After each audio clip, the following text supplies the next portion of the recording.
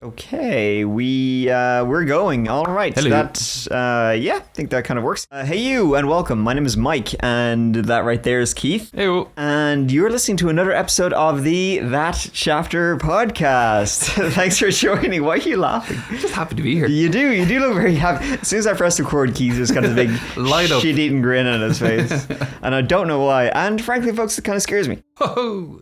Thanks for joining us. I appreciate you listening to the That Chapter podcast. Today, what are we talking about today, Keith? We're off to Belgium today. Belgium. Sacre bleu. And actually, one of my most favourite stories is from Belgium. Great. Here we go. If you indulge me for a little bit. Do we have It's to? really good. So Okay. It's not true crime. Is it short? It's short. Perfect. It's short. Yeah, Okay, great. I'll make it short. But it's very interesting. I think it's fascinating. So this happened in 2003, so the 18th of May. So it was during a federal election in Belgium. Voters in Scariest, Okay. I think I'm saying that right, Scariest. I don't know enough about Belgium to disagree with you. We'll just say that's right. Yeah. So basically, the voters in Scariest, so they were using electronic voting machines to cast their ballots. However, there was an electronic voting problem reported where one candidate got 4,096 extra votes. Wow. Nice. Looking for him. Exactly. But this error was detected because the relatively unknown candidate, she had exceeded the number of registered voters. So it made it very clear that something Yeah. had gone very wrong. Right. So they done a full investigation into this, and after it was done, the culprit, it wasn't voter fraud, and it wasn't like hacked machines or any of that thing. So what happened was, investigators, they discovered that an error had come from cosmic rays. Cosmic rays. Yeah. The gods themselves wanted her Exactly. to win this election. Yeah. So basically, this is where high energy particles from like exploding stars, including like supernova events, they penetrate the Earth's atmosphere and they interfere with electronic devices and they cause these bit flips. So the cosmic rays, they cause a bit in the machine's memory to flip from 0 to 1. So for example, if the original count was 10,000 and say that's represented in binary by 0001, I know that's not the correct binary. I'm just using that as It an would example. turn all the zeros to ones. Exactly, or it would change it to like, instead of 0001, 10001, which would make it 14,096. So Right. it's actually 4,096 over. So in this case, it was granted, they just recounted the votes. But these bit flips can have much more terrifying results.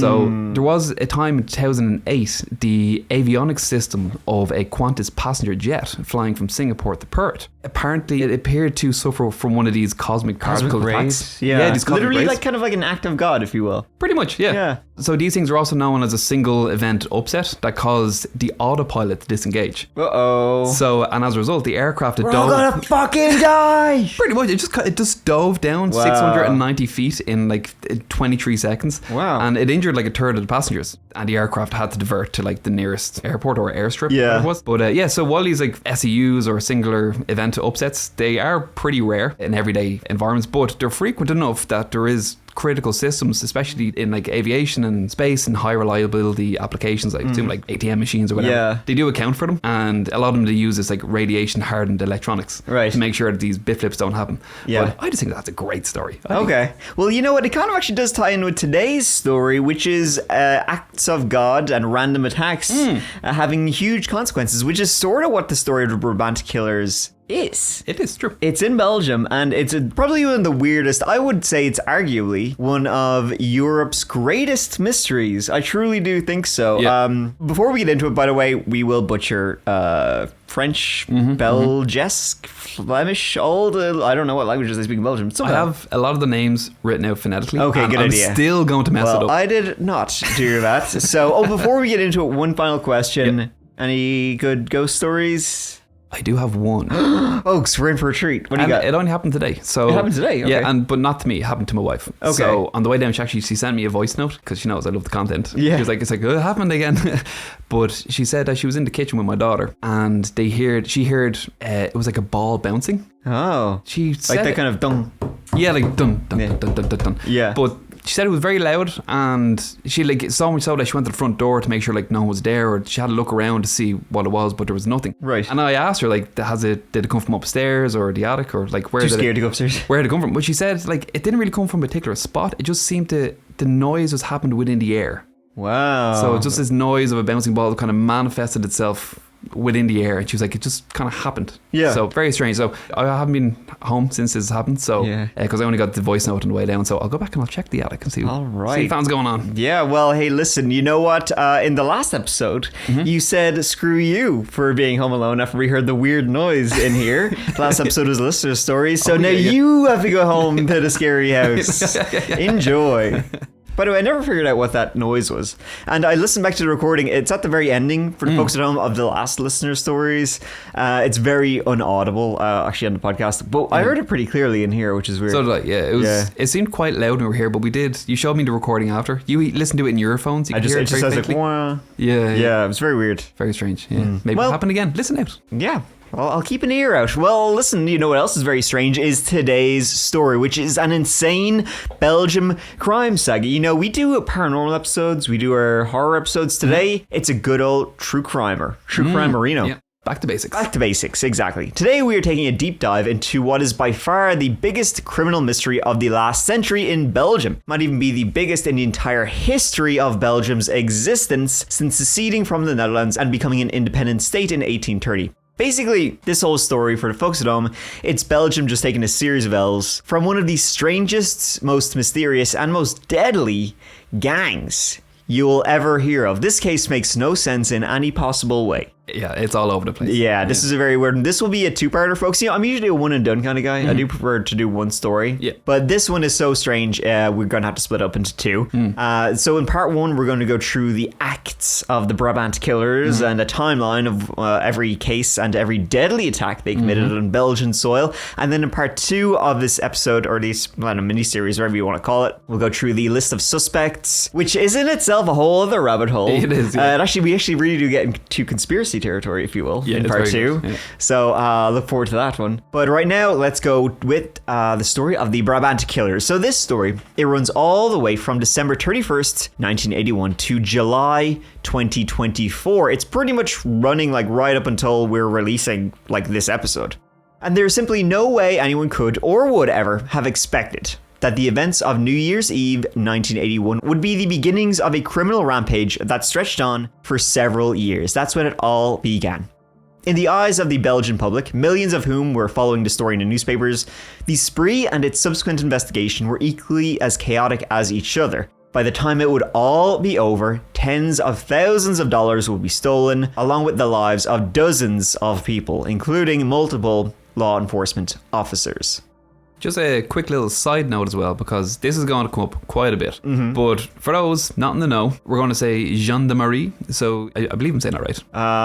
As I said, I don't know enough to disagree with you. Well, I just like saying gendarmerie, so that's what I'm going to say. Yeah. So the gendarmerie, they are kind of halfway between police and the military. So it comes from gens d'armes. Gendarme. Meaning men at arms. They're officially a branch of the military, acting as military police, but they're also tasked with policing civilian populations as well, usually in more remote or rural areas. But in France and Belgium, it's not unusual to find gendarmeries handling day-to-day policing. It's a European thing, I guess. We don't really have them in Ireland. Yeah, like you said, they're halfway between a soldier and a cop, I guess. Yeah, pretty much. So one of the biggest questions around the men who would become known as the Brabant Gang was its numbers. So the estimates varied over the years between as few as 4 and more than a dozen. Thanks to descriptions given by witnesses, 3 members of the gang, they earned themselves some nicknames. So there's Le Géant, aka the Giant, Le Tueur, which is the killer, and Le Vieux, Le Vieux, aka the old man. That does sound like French. Very good, Keith. This is all phonetics. Okay. Well, I thought that your 2 weeks in pedophile or whatever it was you spent, which might be coming in handy now. Beautiful. Okay. Bonjour to all my listeners. So some of the 3 took part in multiple instances of the gang's crimes, sometimes joined by others, but they seem to have been the core group, with the Giant and the killer running the show and the old man keeping a lookout and acting as a getaway driver. So I'm sure you can guess why each of these guys got their nicknames. It's not great having a nickname that physically describes you when you're a killer, so that's a bit unlucky. Unless it's like one of those, you know, where you say it's like, oh, tiny, but he's actually huge. Yeah, maybe the Giant was really, really small. The old man was a young fella. The killer was a very caring person. Yeah, he's very nice. Yeah. So the gang's MO, it always followed certain lines. They always took their time, no rushing, no panic, and they were always ready to shoot and kill without question or hesitation. So you may already have an idea of who they could be just by this sentence. Some thought they could be ex-military, special forces, perhaps even a false flag type operation. Their primary targets were supermarkets and occasionally restaurants, with secondary targets like gun shops, stores, garages, or people's personal vehicles. However, these secondary targets were almost always used in service of the main target, so arming them with providing their getaway cars and guns and such. Right. Finally then, the Brabant part of the gang's name, it comes from the Flemish province of Brabant in Belgium, which was established in 1815, following the defeat of the wee lad Napoleon. He should be called the Giant. Exactly, there we go. That's a great nickname for him. Yeah. So this is when it was known as the Southern Brabant. It was part of the United Kingdom of the Netherlands until 1995, which was then split into 3 smaller pieces: the predominantly Dutch-speaking Flemish Brabant, the French Walloon Brabant, and multilingual Brussels capital in the centre. So it's a fascinating place with lots of rich history, and any place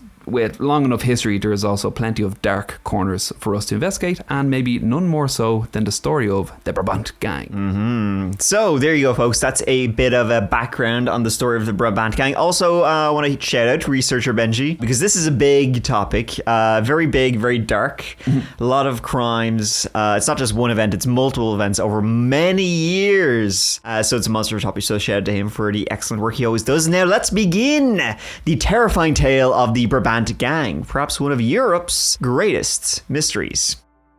So the 5-year spree, it began in 1981, as you were saying, with the first attack. That's when they first strike. That's when they first kicked off. And rather than building to bigger and more dangerous targets, the Brabant Gang, they really hit the ground running. Yeah, they didn't waste any time. They didn't, no. And arguably they went after the riskiest target first as well.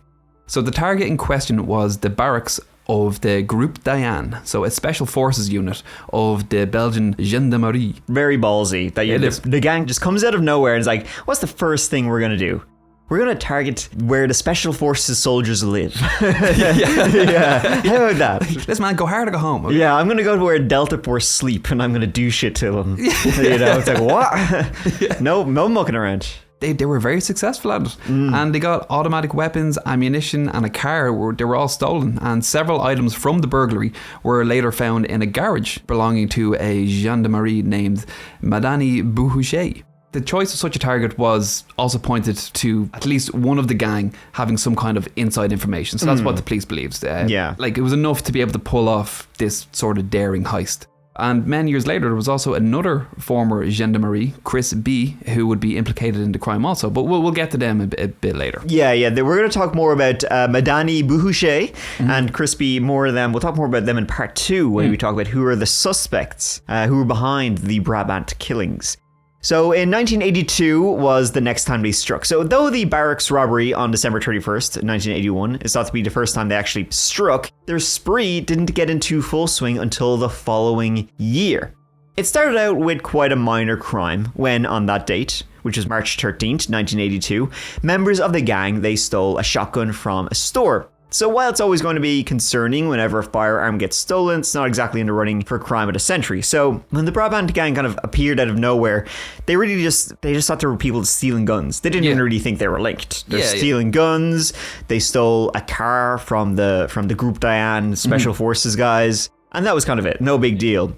But it was then on May 10th, 1982, a man pulled up in his Austin Allegro on a street in southern Brussels, and he was then approached by 2 men. One was tall and slim with thinning black hair and a moustache. The other had a moustache of his own but was shorter and had grey wavy hair. More importantly, both of these 2 mustachioed men were carrying long-barreled revolvers which they threatened the driver of this Austin Allegro with. The men, both of whom spoke with French accents, had likely seen the sporty-looking Austin Allegro and thought it would make for the perfect getaway vehicle. Unfortunately for them, though, the car was very low on fuel, and the owner had trouble with the car not starting and the engine cutting out. So the thieves, they stole his car, but they abandoned it pretty soon after. I'm sure the owner was laughing all the way to his insurance claim. Yeah, exactly. He's like, thanks, assholes. Oh no, my car. Yeah.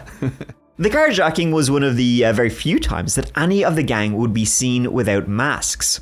So rather than risk another dud, the thieves instead helped themselves to a brand spanking new Volkswagen Santana, fresh from a car showroom.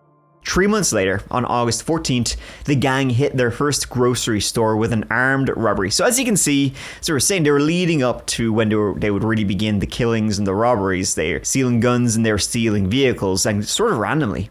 2 responding police officers were seriously injured when they were shot after arriving at the scene as the robbers were in the middle of loading their looted food and wine into the back of their getaway car. So the Brabant Gang, it's clearly French guys. Oh, it's just stocking up on wine. Yeah, they're stocking food and wine. Oh. I love French wine. It's so good. All wine tastes the same to me. That's what I thought till I went to France and I had French wine, and it's better. Miles above. Yeah, it's unreal. Yeah. Okay. Definitely a snob about wine now. Look at you. Well, folks, there you go. This is a red. Yeah, I love that you're a snob about wine, but you drink literally the shittest beer you can get your hands on. Oh, we still get the cheapest French wine, like. Okay. Sweet berry wine. On the last day of September 1982, a weapons dealer was robbed and deprived of 15 weapons, including several machine guns. Once again, 2 responding police officers were shot and injured, and a third officer was also shot and killed, and that was the first fatality of the Brabant killers. But it would be far from their last. Yeah, this was also one of the times the killers came closest to getting caught when a gendarmerie patrol car attempted to block off the escape route as well. So only for the Brabant Gang to smash through with their stolen VW straight through and make a clean getaway. That was about it's not their car, they didn't give a shit. Yeah, exactly. They just steal another one. Yeah. So in case you're thinking these guys are also some kind of badass outlaws, well, they'll get a lot worse, because on the 23rd of December 1982, the gang dispelled any doubt about what kind of scumbags they were when they targeted a restaurant in Beersel, Belgium. The gang tortured and then killed a 72-year-old former taxi driver turned current caretaker of the place, named Jose Vandersteen, before taking only coffee and wine. Once they're coffee, okay, guys, this is kind of a spoiler, but you're gonna see this. The gang they murder people, they torture people, they steal guns, they steal cars, and then they steal food and wine. It's very, like, they're just keep flip-flopping between, like, cars and ammunitions and guns, and then going, oh, you stock up in tea bags again. Yeah, I think at the end of this is again kind of a spoiler, but when it comes to how much money the gang actually stole, it's like very little. Yeah, maybe like it's probably like less than 50,000. It's very strange. They I just can't seem to exactly remember, but enjoy going out and causing chaos and being violent. I think that was their end goal. For sure. So as you can imagine, stealing only coffee and wine, not exactly worth torturing and murdering for, even in the most twisted mind. But obviously the Brabant gangs were very, very twisted. Jose Vandersteen was an elderly veteran of the Spanish Civil War, and he was discovered the next morning by his son. They'd been supposed to meet up to go Christmas shopping, and his son also happened to work at the restaurant as a cook, and fortunately or not, depending on how you see it, his son had keys to the kitchen and was the one who found him. His father had been stripped, bound with a scarf belonging to FC Bruges, and tortured. He'd finally been killed with 7 gunshots to the head. The restaurant robbery was the gang's closing act of 1982. Yeah, it's definitely like overkill with shooting. But it's worth noting that Jose, he fought on the nationalist fascist side of dictator Francisco Franco during the Spanish Civil War, and was believed to have still retained strong nationalist belief.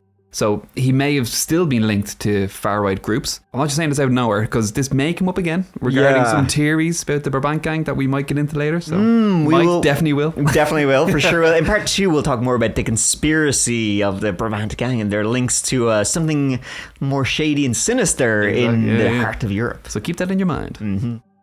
Then it was 1983, and that year was only 9 days old, if you can believe it, when the gang opened their account for the year.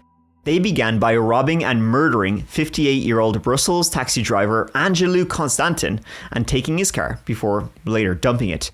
Constantin's body was found in the trunk of that car, having been there for nearly 4 days. He'd been shot in the back of the neck at point blank range, likely from the passenger seat of his own taxi cab. Now, whether or not it was a coincidence that Jose Vandersteen and Angelou Constantin were both cab drivers, it's unknown, it's unlikely, it's probably just random that they were both taxi drivers. At the other end of January, later on in this same month, members of the gang again stole a car at gunpoint. The driver was luckier and walked away with his life this time, albeit 1 Peugeot less than he started the day with. On February 11th, the gang struck again. This time, the target was a supermarket. Warning shots were fired into the ceiling, but thankfully there were no fatalities, only minor injuries from the patrons diving for cover when the shots were fired. The bandits made off with 600,000 Belgian francs, which is close to $40,000 in today's money. And 11 days after that supermarket robbery, the gang struck again, stealing an Audi 100 from a garage. They weren't looking for another getaway car, and it wasn't any old Audi. You say Audi? I say Audi. Audi.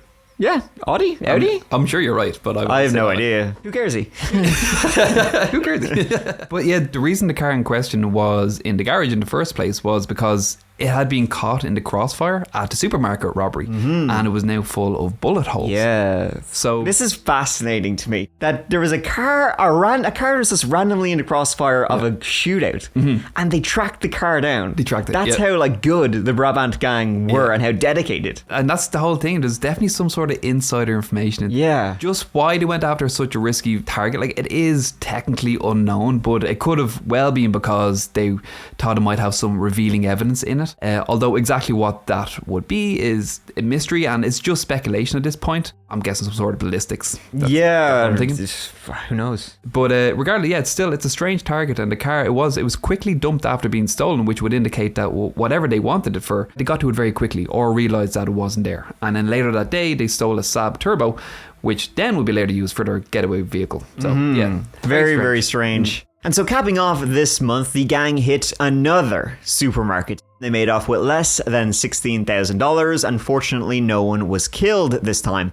The good fortune, however, did not last long. In fact, it would all be used up by the following month when the gang robbed yet another supermarket half an hour's drive away.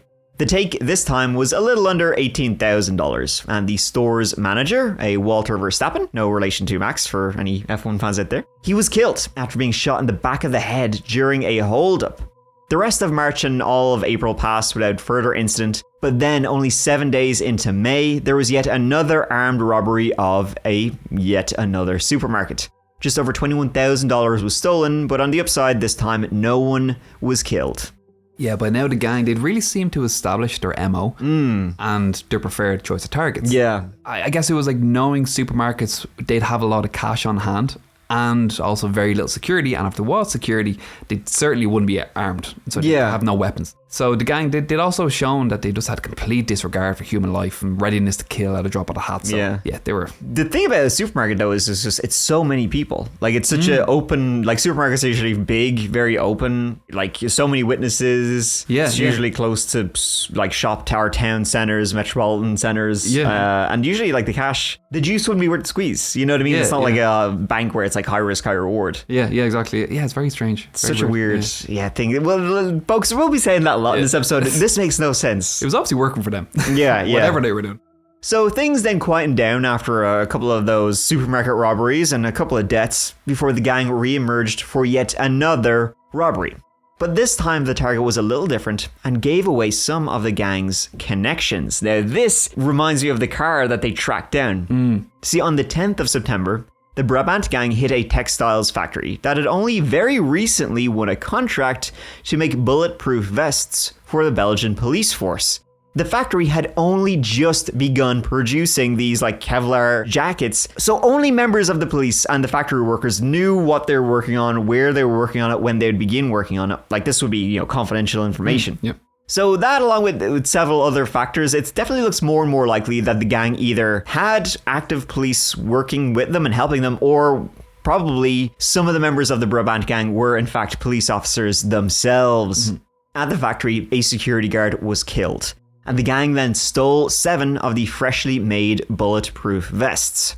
7 days later from the vest heist, a man named Jacques Fauré and his girlfriend Elise DeWitt were very much in the wrong place at the wrong time when they pulled their Mercedes into a 24-hour gas station with self-service pumps to fill them up. And luckily for Jacques and Elise, however, the Brabant Gang just so happened to be right in the middle of burglaring a store next door. While the alarms were blaring, the gang showed a complete disregard of getting caught, and they proceeded to load somewhere between, yet again, how French are these people, 20 to 50 kilos of tea and coffee, and another 10 to 50 litres of cooking oil. That's so This weird. is a gang who steals guns and cars from special forces people.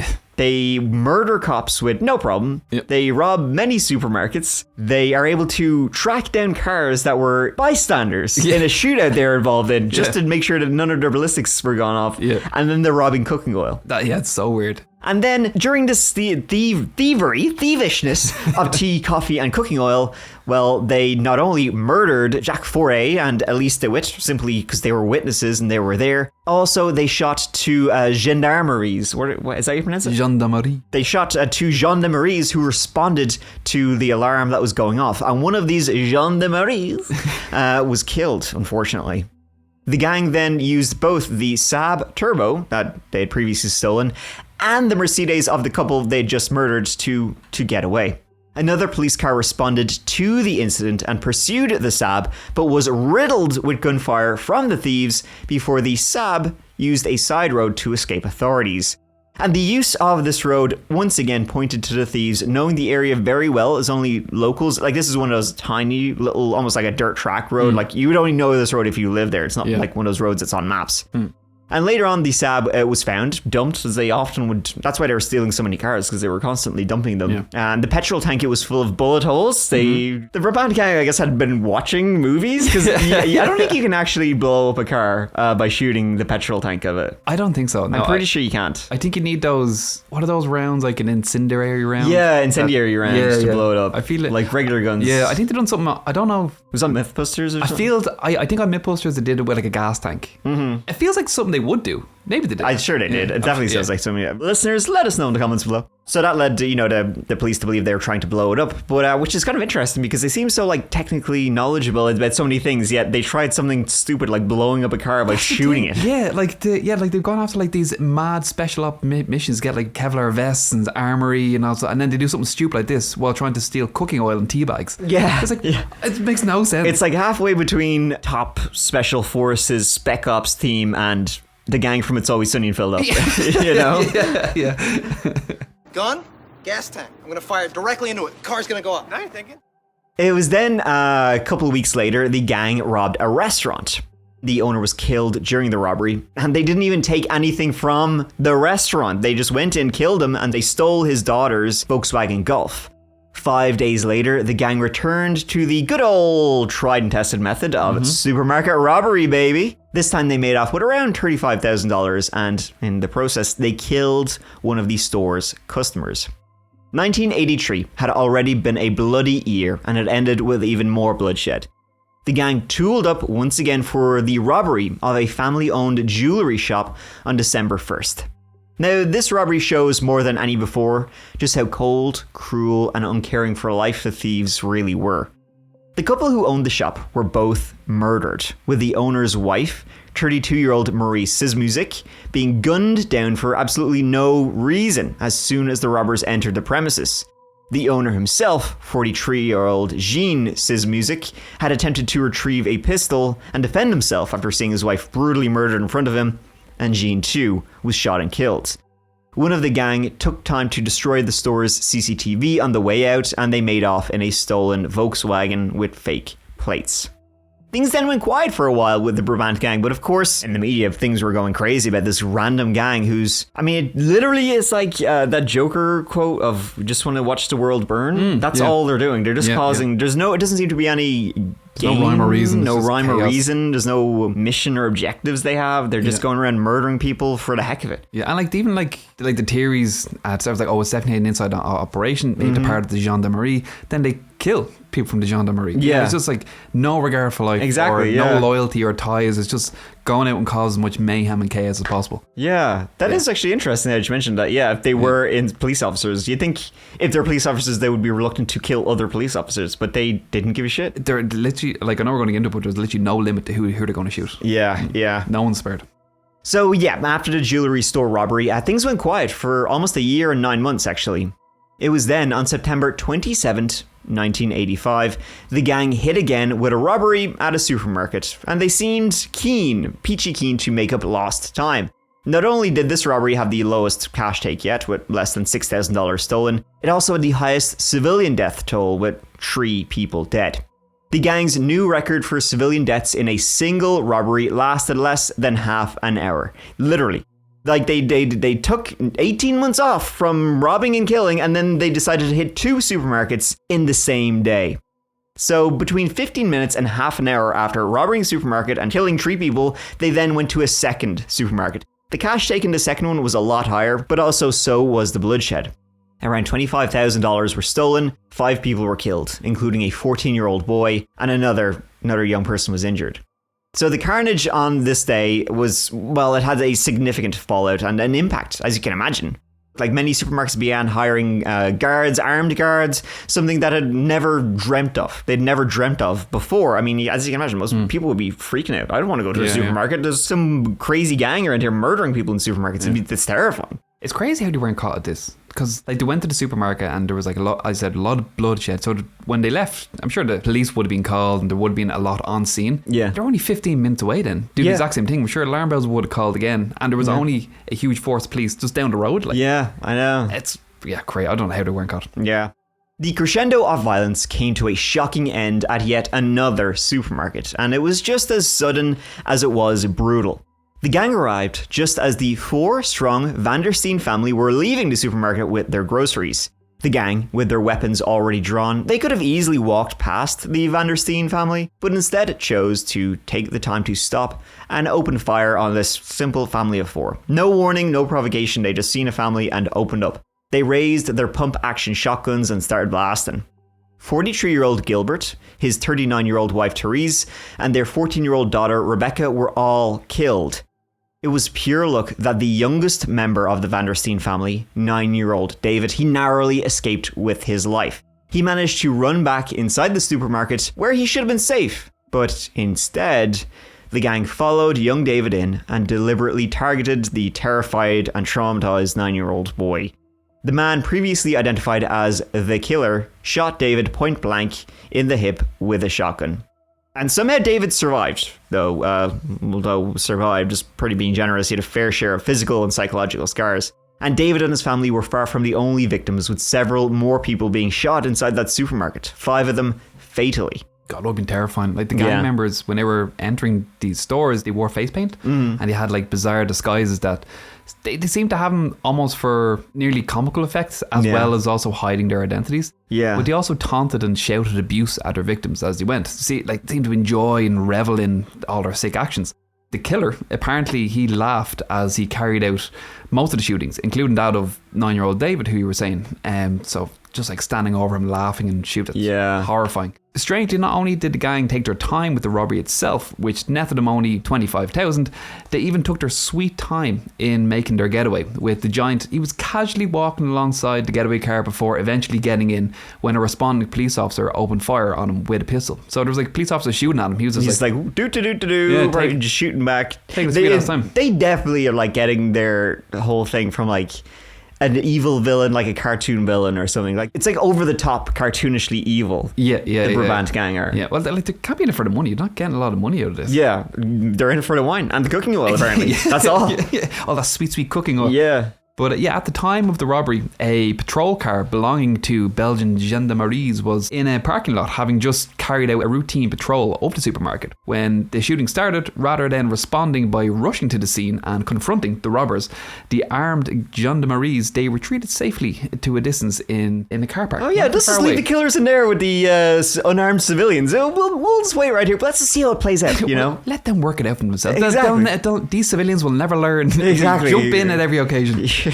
But yeah, you have to learn to defend yourself, guys. Stand up for yourself. It's a learning moment.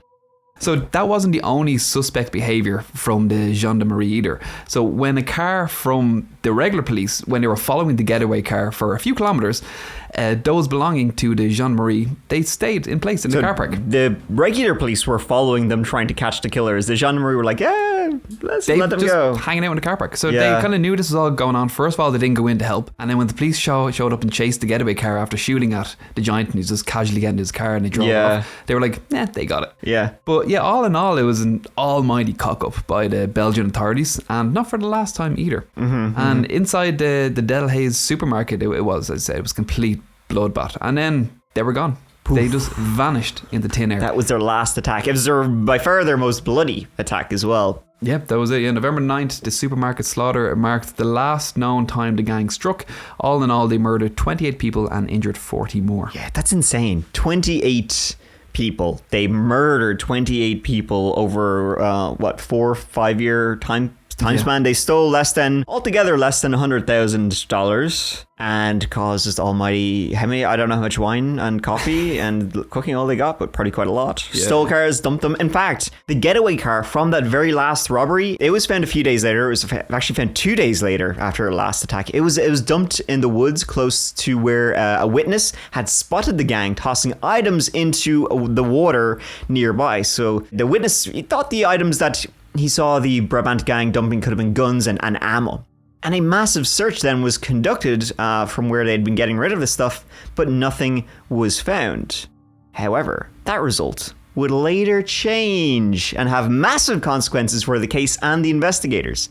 Now, importantly, the witness said there were only 2 men discarding the potential evidence, leading many to consider something happened to maybe another member of the gang. Maybe there was the old man, the killer, and the giant. Maybe the giant and the old man teamed up on the killer, or vice versa. But the gang turned on each other, perchance, one final time. Yeah. Maybe that's why they never struck again. So you would expect that after the November 9th supermarket massacre, everything and the kitchen sink would be thrown at finding who was responsible, who were the Brabant Gang, and then parading them in public before sending them on a one-way ticket straight to the up place. And on paper, that is exactly what the Belgian authorities did. But in reality, that is definitely not what happened. To the public, we're doing everything we can. In private, we were doing fuck all. Yeah, we hadn't got a clue what was happening. Yeah, exactly. And that's not to say there weren't any strong suspects. There were some suspects, but that's a whole other kettle of fish. It's long been theorized that the man known as the Giant was the leader of the gang, with him being present at all the gang's crimes and seeming to take the lead in each of them as well. But descriptions of him was mainly his hair colour. It varied from crime to crime, so police concluded that he and his pals, they wore disguises, making at least a little effort to hide their true identities. But he always maintained his moustache. The super massacre, it was in November. Maybe he was doing Movember. Oh, you never know. You never know. Just slaughtered a lot of people, but I can still care about prostate Exactly. cancer. Yeah. So his main accomplice, the killer, the most deadly of the gang, may have actually been 2 people. So descriptions varied much more than with those of the Giant, but the discrepancies could also be down to better or more successful disguises. So some witnesses, they recall him as being an older man, maybe in his mid-50s, whereas others had him between his mid-20s and more youthful.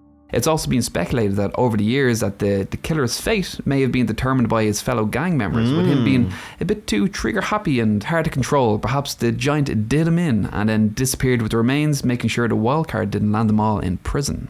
Maybe that was why the witness only saw 2 people. The Giant and the old man killed Yeah. the killer and then decided, you know what, we're done. We're good. Yeah. We're good to go. But that wasn't it, and the story ain't over yet, folks. So, how did the hunt for the Brabant Gang go? Well, you have to tune in next week to find that out when we come back with part 2 of the Brabant Gang. Oh, there we go. All right, folks. Thank you so much for listening to this one. It's a really interesting story, the Brabant Gang. It's one of those stories which is like, how is this not like #1 on world's most insane unsolved mysteries? I mean, people are giving out about Dyatlov Pass, which is like, oh, it's an avalanche. End of story. It's like, this is a real case where like almost 30 people were murdered and we still have no idea who did it. Haven't got a clue. Yeah. This is a real unsolved mystery. So I'm actually really glad we're getting around to talking talking about it because it's before I even started like researching and looking into this, I'd never heard of this before. No, dude. Like, And this is an insane story. It's crazy. Yeah. It just gets better in part 2. It does. In part 2, we'll get into tinfoil hat time, which I'm looking forward to. Yeah, always my favorite. So thanks so much for listening, folks. There'll be listener stories coming out on Friday, and then stay tuned. Send them in. Yeah, keep sending them in, please, to mikeohhello@gmail.com. That's the French version. That's the French version. For people who are writing in English, please just send it to mikeohhello@gmail.com. And I also can't read French, so don't use that. All right, Sinead. I think that wraps it up. Okay, and I'll see you. There you go. Keith will see you. And I will also see you. All right, thanks, guys. Bye. See you soon.